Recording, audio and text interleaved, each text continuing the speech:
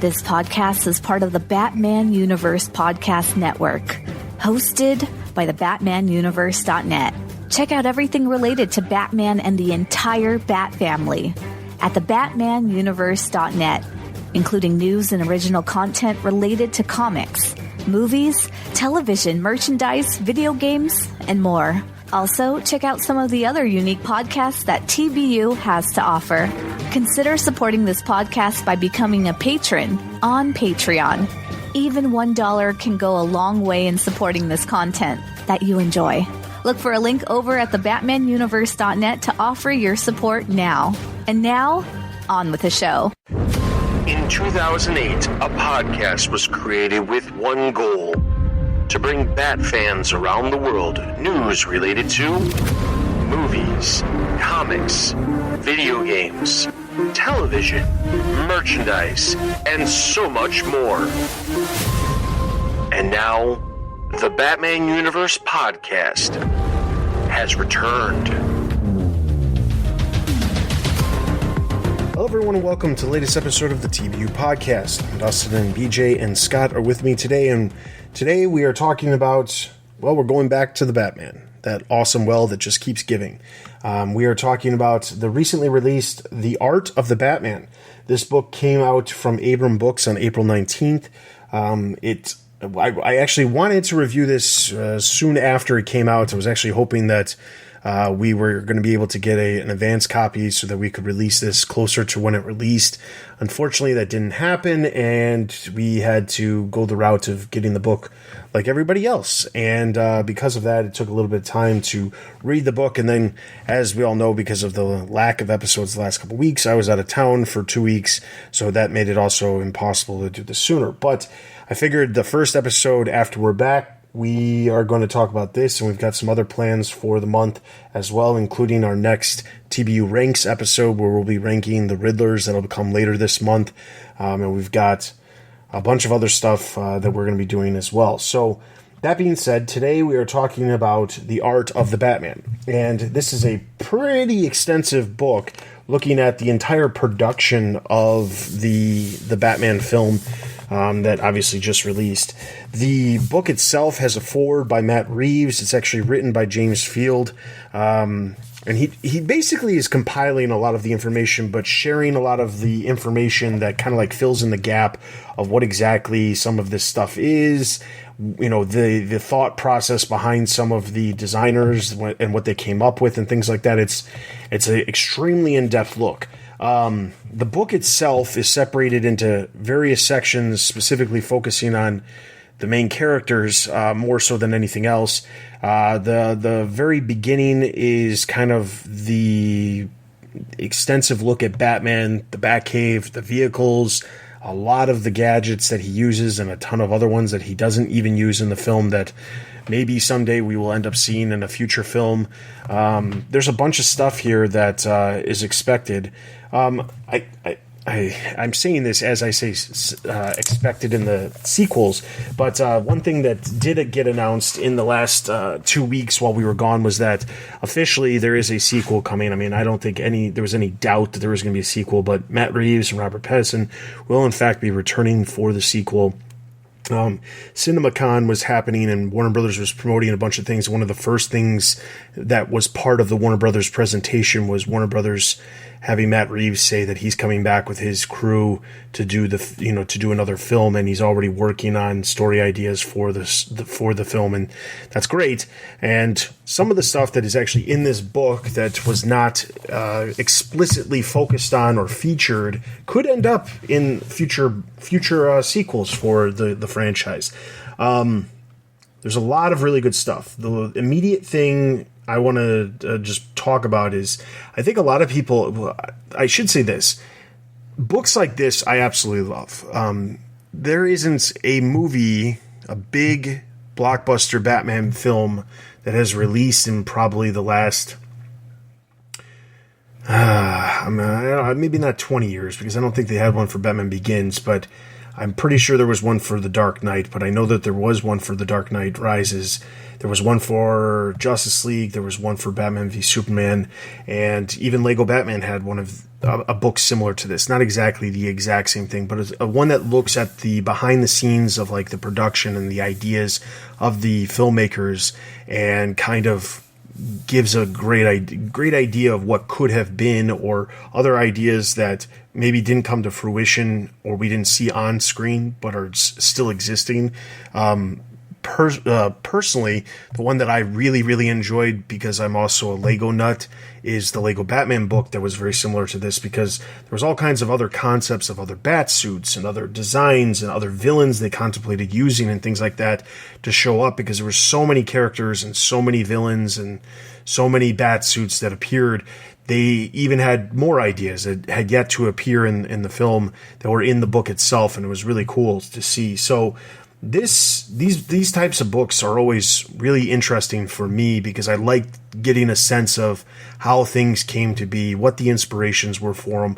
And like some of that stuff gets discussed in interviews, but it's almost impossible to go through every single interview. The main special features that release with the DVD, you'll see some of the concept art, you'll have the filmmakers talking about some of the aspects of how things came to be, but you don't necessarily go as in depth as like a specific project like this, the book, The Art of the Batman. So the amount of production, design, and concept art and all of that, this does a great job of like letting fans know how much work actually goes into this, more so than what you see on screen. So that's one of the things I absolutely love about books like this, and this book is no different. There's tons and tons of double page spreads of concept art, of like Gotham City as a whole and what they imagined it as, and the Batcave and Wayne Tower, and like even sequences from the films that are almost like storyboards showcasing things that are obviously going to happen. Not just like, here's Wayne Tower, but there's a double page spread of Wayne Tower after the explosion when Riddler sends the bomb to Bruce Wayne. It's amazing how much work goes into it, and honestly, the artists that develop this art, they're kind of unsung heroes in a lot of ways, because we know this happens on a variety of films. It's not just superhero films, and they don't necessarily get a lot of not necessarily credit, because obviously there is credit in the film and things like that, and they are associated with the project, but I think a lot of their stuff a lot of people don't see. So first off, I strongly recommend anybody picking this up. Definitely, if you want to know more about the behind the scenes of the Batman, definitely take a look at it. If you're interested in purchasing it, we do have an affiliate link in the episode description. Please take a second to do that, because not only will you be able to purchase the book, but you'll also be able to support us at the same time without any added cost to you at all. So please do that if you're interested. And if you're not interested, hopefully by the end of our discussion here, we will make you interested, because there's a lot of really cool things here. So I am going to pass it over to Scott. He conveniently put together a list of a bunch of really cool facts that he found while he was reading the book, and I'm going to chime in with some of them, and I've got some of them, but he did a great job of like putting together this massive list of really cool facts from the book. And then we'll talk about those facts. We'll talk about some other stuff. But actually, before I pass it over, I mean, I know you guys enjoyed the book, but specifically, what about the book? It could even be the same thing, obviously, that I just said, but what about the book did you guys really enjoy? Like you said, how the level of thought that goes into a movie like this, like you really don't think about it until you get a book like this where you see every little detail comes through. I remember I read one part, the producers said or something, that nothing in this film happens by accident, like everything has a story. One part that really kind of blew my mind was how even Falcone's pool table, like they really went like in depth on like the felt and like what his cues would look like, and everything just about that room. Like you think like, oh, it's just a pool table. She had a random green pool table from some bar somewhere. No, they went like really thought about it and like how the light would affect it from Gotham and things like that. So that really kind of blew my mind.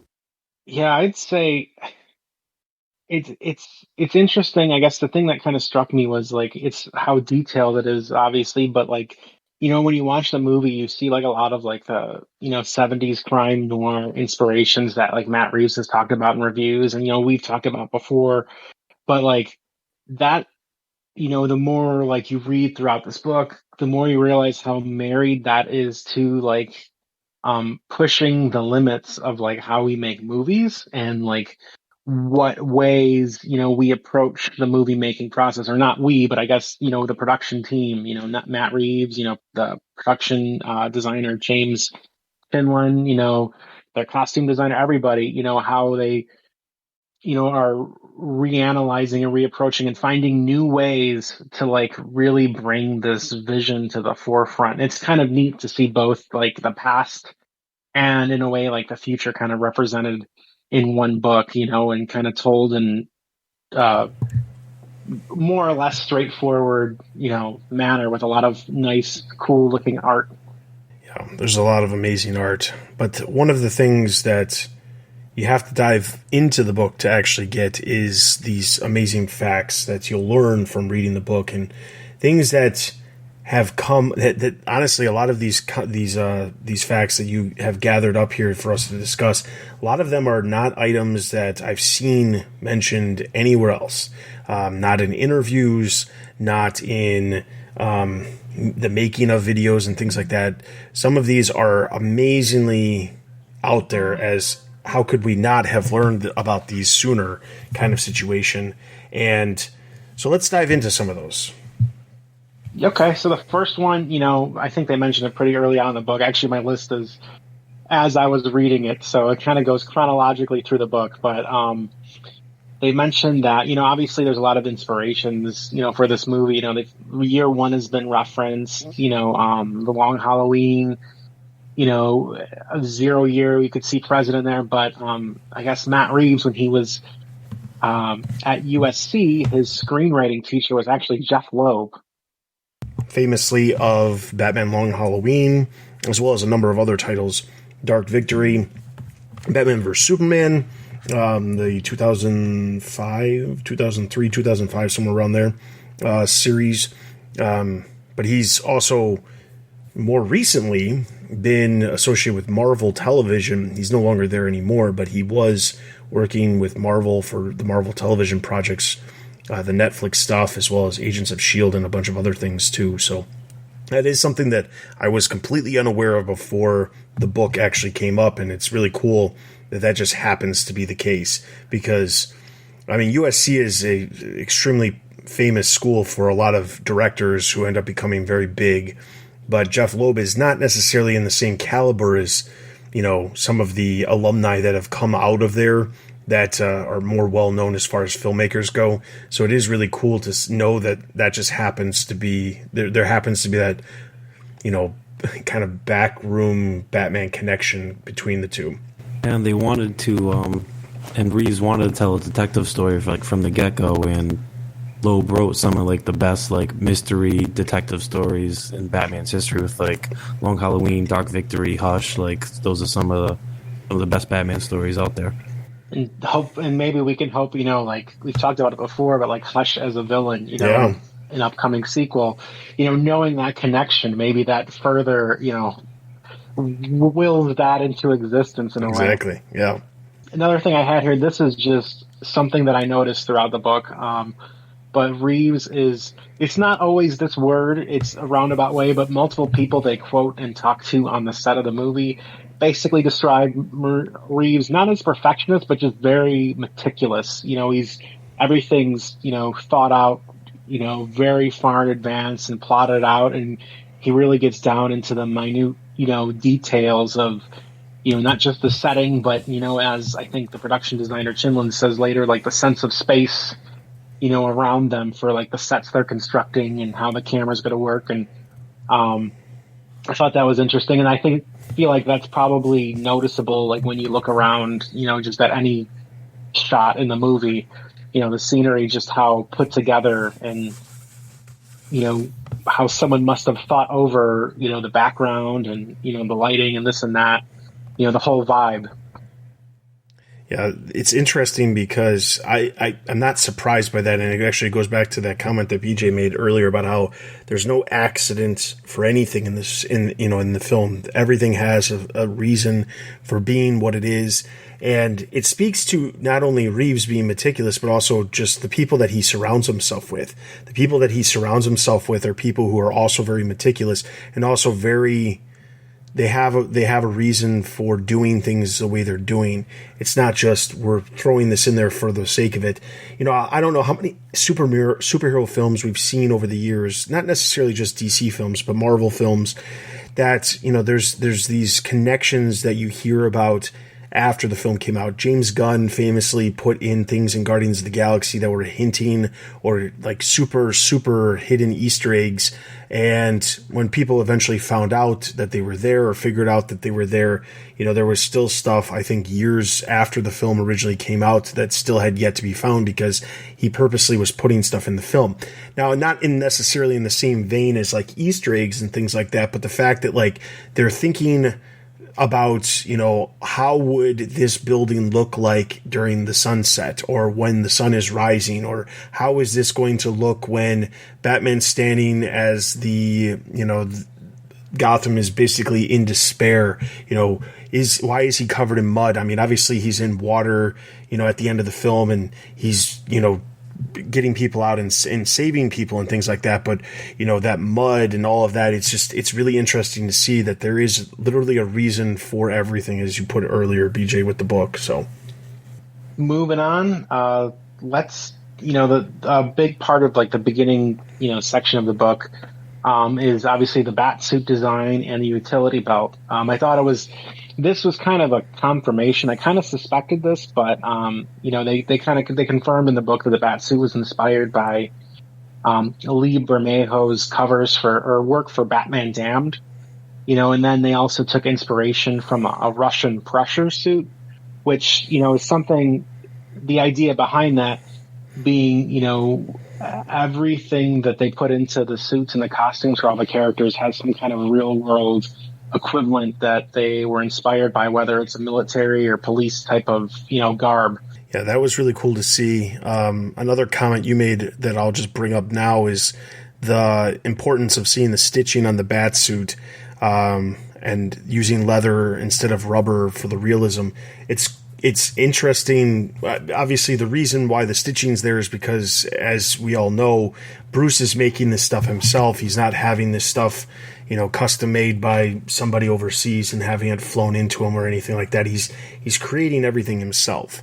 And the fact that there's some real world inspiration outside of just, some art from a comic artist who's doing a comic book, the real world inspiration is cool to see because I think it was The Dark Knight when they adjusted the Batsuit and moved into the other one. It was supposed to be more of like a tactical suit. That's why it was kind of like pieces rather than it being one consistent piece like we saw in Batman Begins. It has that real world feel, like it's for climbing and that kind of stuff, and it makes sense. And there's real world inspiration behind it, not necessarily as blatant as the way they described it in the Dark Knight trilogy, when Lucius is basically saying like, oh yes, here's a grapple gun, it's for spelunking, of course it is, because that's what you're looking for. Like, no, they're not going that route, but the design itself has this real world connection with the Russian pressure suit. It's really cool to see, and that like attention to detail about just making sure everything appears as if there is a single person creating it, putting this stuff together to use it on his war on crime is really cool. Just to piggyback on that, like the book makes a note that he stitched the Batsuit together, he's building it all himself, and same with the Batmobile, how the Batmobile is all pieced together similar to his Batsuit. Like, he's just making up stuff as he goes along and combining it into one super weapon car and suit and everything. And I thought was cool, like with the Batmobile, and in relation to the suit, is that they do call it out, like when they get to the Batmobile section, that when you look at it like top down, you're supposed to be able to see motifs of like his handmade mask like in the shape of the car, and that like the car, just like the suit has the stitching, the car carries that handiwork of like you just put it, BJ, like just like this one guy like making it all himself, you know. It's awesome. One of the things that I enjoyed the most about the book, and I know you've got a couple of points on here for it, is the amount of gadgets that they came up with. There's an extensive amount of gadgets. Some you see but are never used, like the little throwing darts that are on his gauntlets. There's a lot of really cool stuff, and there's stuff that will, I'm sure, eventually get used in future films, or there'll be other things that'll take its place or whatever. But some of the uniqueness of some of the gadgets is just amazing. Specifically, I know you mentioned the sticky bomb gun. Of course, when I think of sticky bomb gun, I immediately think of The Dark Knight, when he has that gun that like shoots the sticky thing because it actually like sticks to the glass before it blows. But in this, it's very different. Yeah, the schematics too. Like I don't know, the way it works, the way it looks, the kind of design. My first thought was the Arkham games. But I love that, like, there's such a level of detail where you can look, like, all these things have schematics, and they each have, like, their own page or two devoted, like, just to them, like, each individual item. And it's kind of neat because there's notes on how it's supposed to operate, how it's supposed to look, like, with the sticky bomb gun, like, you know, I think Batman's supposed to be able to use those with or without the gun, depending on, like, the application. The one gadget I want him to use is the... it's like almost kind of like Daredevil's like Billy Club, but he can turn it into like a nunchuck. I'd love to see him, Batman, wheel around some nunchucks like he's a Ninja Turtle for Catwoman. And those are, in fact, in the book. So if you're wanting to see what Batman could look like if he had some nunchucks, check out the book. Let's see it. Give me that in the sequel. Yes. Yeah. One of the things that you brought up in your comments was the adrenaline shot. And we've talked about this specifically because of the specific nature of the color of the chemical that's in it. Now, in the book, it doesn't reference Venom or Bane or anything like that. It doesn't say anything about it being Venom.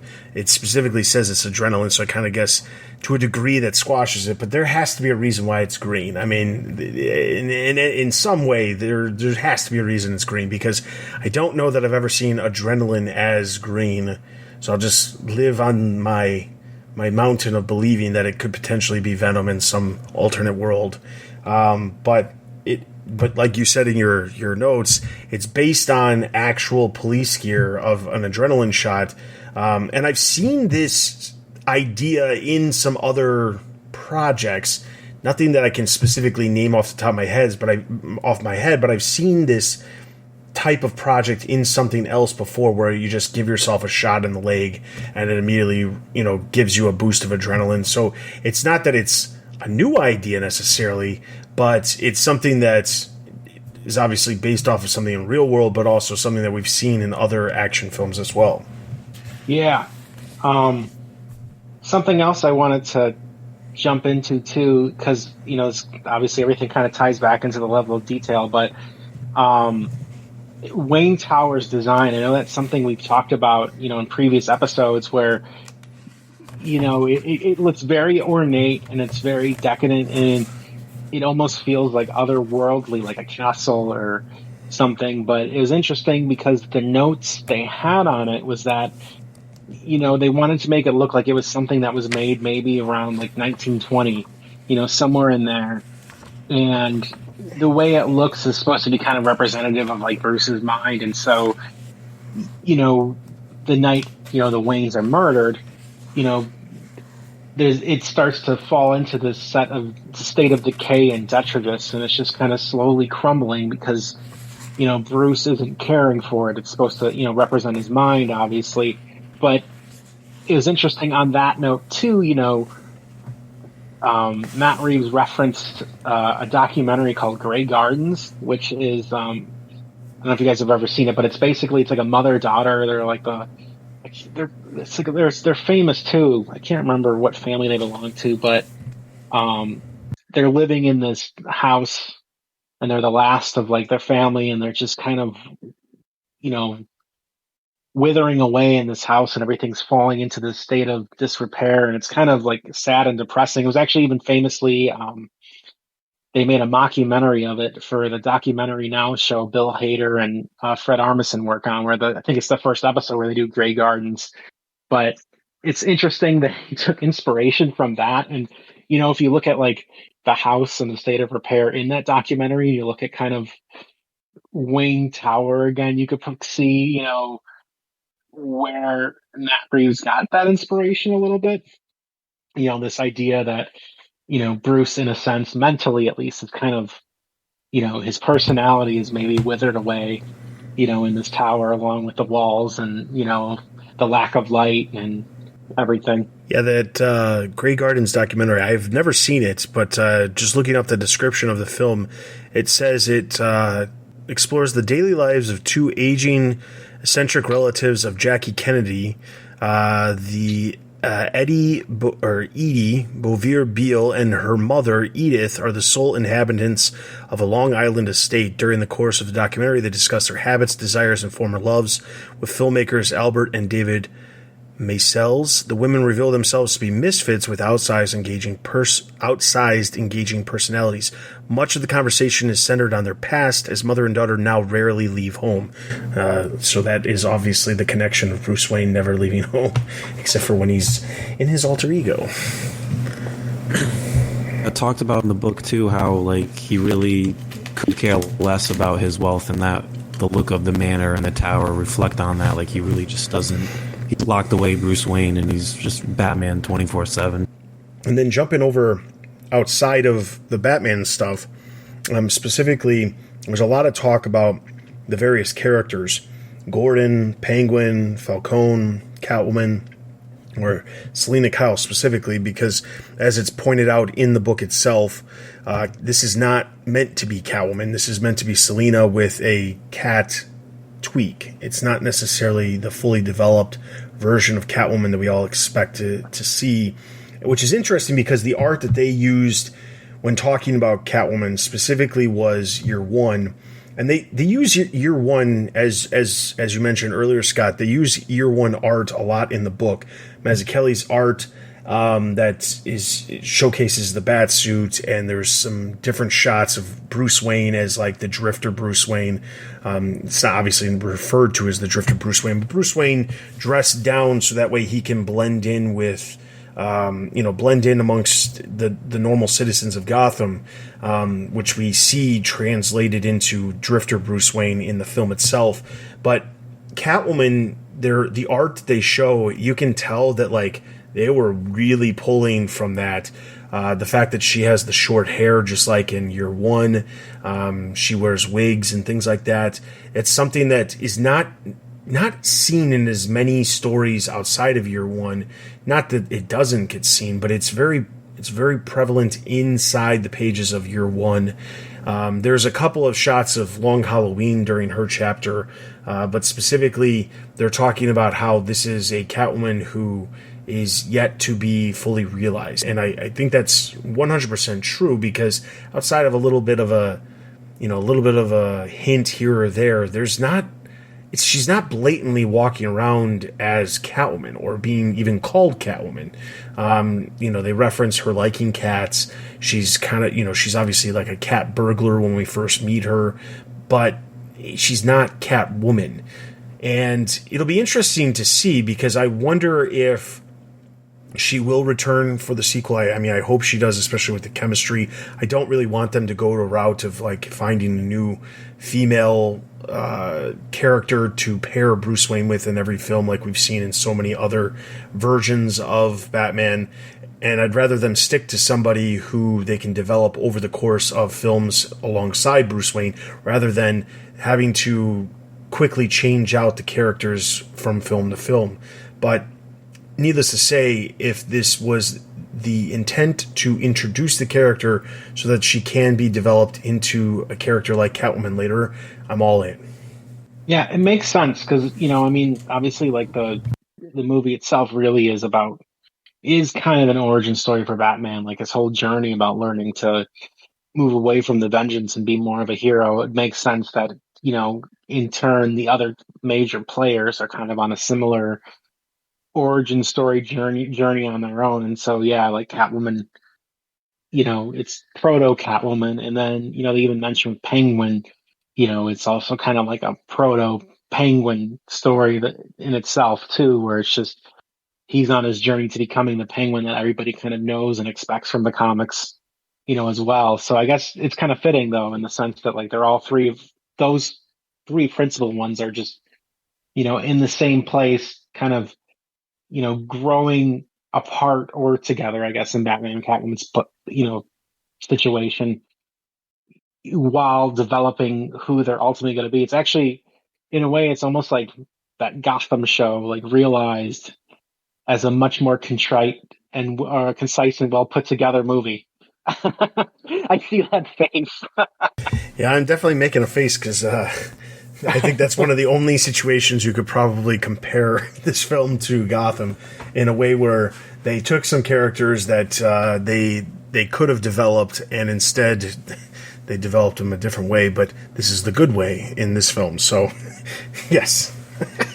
I'm like, oh, okay. If we were playing a drinking game, the connections from the Batman to Gotham would be like a mega pint. One thing I liked, like each character, like when they had their own chapter, like they each kind of got a chapter title, and so for Catwoman's, the title was Retribution. It kind of like was about her kind of going after like what she deserves and what Gotham owes her. In a sense, like he's Falcone's daughter, but she's living in like the red light district, like with a bunch of cats and kind of making ends meet, and while her father is rich and living it up in a big tower, and then maybe now her journey's been more like where she's gonna become that cat burglar, where she's stealing from the rich to help herself. Yeah, no, you're right though in that that's the one thing I forgot to put down on my notes is like all the chapter headings for the characters all had like I think Gordon's was honor. I can't remember what Penguin's was, but they all Penguin and Falcone with power. Okay, they got it was interesting though, because then obviously like the characters are themed that way, and that's obviously all those things they play around with in the movie. And speaking on Falcone, one of the things I really like keyed into on his character really was about the setting. When they start talking about that, his loft, is above the Tri-Corner Bridge, and I noticed that like when you're watching the movie, that in the background, like of the window, there's like the way the bridge looks outside the window is it's shaped like a keyhole, and obviously that was intentional, and in the book further elaborates on that, and that it's basically symbolic of Falcone's control of the city, and that he's basically the owner of everything, the mayor, as some of the people confess that Falcone is. Yeah, one of the past the characters themselves, there's a chapter about Gotham City, and I thought it was interesting looking at some of these shots, how insanely close some of these concept arts ended up being. Like some of the bigger shots, specifically looking at like the shots of like the Times Square kind of area of Gotham, the cityscape, the bridges, those like, the big far out shots of like lots of Gotham. Those are concept art, but at the same time, they ended up making that into what we see on film, and it's not necessarily, fake. It's, there is this real world element to a lot of these places that we end up seeing on screen, but the fact that like the script details what's there, the script then enhances whatever the concept artists are doing, and then it transitions into this amazing thing that we see on screen. It's kind of crazy to know that like one, you have to have some amazing location scouts who are finding these places that are almost like bringing the script to life. And then obviously there's enhancements that they have to do to certain locations to make them work for what it is. But to me, it's just absolutely crazy that there's people out there who can literally just be like, oh, you need a place that kind of looks like Times Square but doesn't look anything like Times Square, that has old cobble roads and things like that, and they just happen to like stumble across, not stumble, obviously they know about these places, but like they're just so good at their job, they're like, yeah, of course we'll go to Scotland because we've got something exactly like that. It's like that's the level of work that has to go into like knowing what places are going to work for what they're trying to accomplish is just amazing. Take some pride in knowing that some of those exterior locations were Chicago based. Yep. I know like it had mentioned part of Gotham Square Garden was the Thompson Center downtown. Yep. But the bring up the last thing that you saw about the VR, because it kind of falls into line with some of this stuff and how they came up with some of the ideas of some of the actual locations and areas that they were eventually filming in. So, and this is kind of like goes back to what I said in the beginning, where it was kind of neat to see like the classic crime thriller inspirations and like innovative like filmmaking, in the sense that there's like, near the end of the book, like they really lean into how they put this movie together, and they talk about like VR and what it sounded like is they created, their cityscapes and their sets and the scenery in VR first. And, I think it was the production designer that said it, but it gave like, Matt Reeves a way to like get inside the space and envision it and play around with like where he would want to put the camera and how he'd want movement to work. And there's a lot of like, in the book, there's a lot of like side-by-side comparisons of like screenshots and stills from the VR paired against like the actual shots from the film. And you could like the diner scene is in there, and then there's some other ones too where you could see side by side of what it looked like in VR or what they were thinking, and what the film ended up looking like. And it's kind of to me, I thought this was like fascinating, because I've never really heard about like filmmaking in this way before, where they're literally are like constructing something and putting on a headset and can really almost storyboard your entire movie down to like the tiny details ahead of time. And then the production designer mentions that he used these things to basically create very precise sets, something more accurate to what they wanted and what they were going to use the space for. Yeah, Matt Reeves, he makes a comment in the book about how the VR, even after they created all of the physical sets, he would actually still go in and use the VR to actually come up with ways of how he would do shots rather, before that. And I feel like if this is something newer, and I can't speak to every movie that's been made or whether or not something like this has been used in other films. I only know I'm reading here for this film and how this is something unique for this production. But if this is something that is actually being used, this would be something that I could see really blowing up, especially in the post-COVID world that we live in, because if you're trying to figure out how to minimize the amount of people together at one time, coming up with your shots ahead of time, coming up with ways to like figure out exactly how to go about doing things to minimize the time on set for certain people, or to a degree, even minimizing the time on set for some of the actors who are extremely, who are handsomely rewarded with pay. You can keep them off set as much as you can by figuring out exactly what you're going to do and then bringing them in specifically to do what they need to do, and then that's it. It's a really cool process, and he specifically says that he describes it as running the game engine. And I think to myself, if this is something that they're creating, if they're legitimately creating an entire world from scratch to do, to be able to use this for the purpose of this, how easy is it to like enhance the animation and turn it into a game in the future? I feel like that's almost like something that, not not now, but in the future, if like this technology really picks up, this could.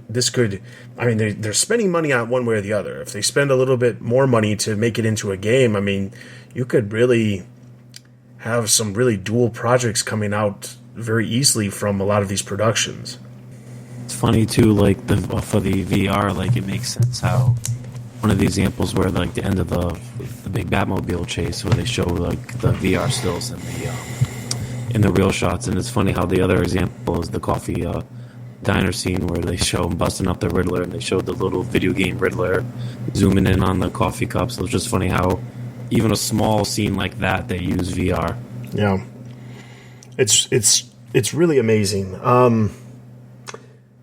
There's so much more that we can and could talk about with this book, but obviously we would strongly suggest that you pick up the book yourselves, because it is a really, really great book, especially for fans who really enjoyed the film and want to learn more about stuff that's, how things came to be when it came to creating this film that we all enjoyed.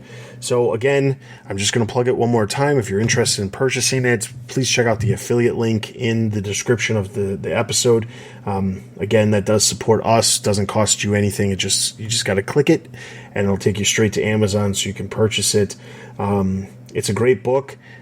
We all enjoy it, and as I mentioned before, this wasn't given to us for review purposes. We paid money for all of these books.